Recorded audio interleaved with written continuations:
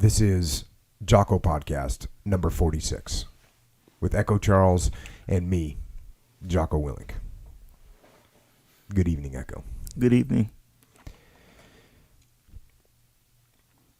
There is a little survival instinct. It's very subtle. But I would notice it sometimes in a combat situation. When guys are thinking that enemy fire at any time could open up and kill them, you'd see some guys subconsciously. They just try and make themselves a little bit of a smaller target. They just kind of slouch their backs down a little bit and they just kind of bow their head just a tad. It's not a bad thing to do. I don't think guys actually think about it. I don't think they consciously do it. I think it just kind of happens. I think it happens when you think you could get shot at any moment. And it's likely a good instinct to have. And when we first got to Ramadi, we were out on patrol and I saw one of my guys on a real patrol. It's my first time seeing this particular guy on a real patrol. And it was in the Malab district of Ramadi, which was just an enemy-controlled cesspool of violence with threats everywhere. And as I saw this guy, he was standing straight up. Just standing straight up. His head was held high. His weapon was at the ready. He was scanning. He was hunting.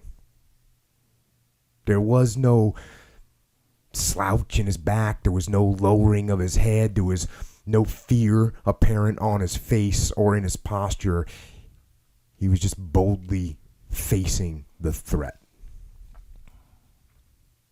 Standing tall.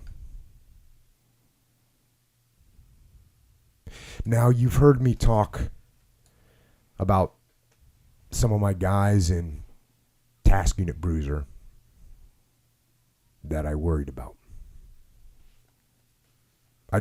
Some of the guys, I thought that they basically had too much courage, too much bravery, and it just didn't seem like that kind of attitude was survivable. Day after day after day after bloody day in Ramadi. But somehow, some way, through some divine providence, this particular brave soul did survive and actually thrived in that environment in the Battle of Ramadi with Task Unit Bruiser. Now, Task Unit Bruiser was made up of two SEAL platoons, Charlie Platoon and Delta Platoon. And Charlie Platoon we've talked about before. Leif Babin was the platoon commander. Tony Afrati, who's been on the podcast. BTF Tony, he was the platoon chief. And the lead sniper for Charlie Platoon was Chris Kyle. And in the other platoon, Delta Platoon, where Andrew Paul, who's also been on the podcast, he was the assistant platoon commander. And the point man and sniper, the lead point man and lead sniper for Delta Platoon was that guy, was the guy that I just described, walking through the literal valley of death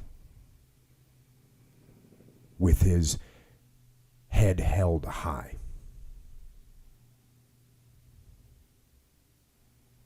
And his name is Jeremiah Donnell, also known as J.P. Donnell. That's what I always called him. And we have him as a guest on the podcast tonight.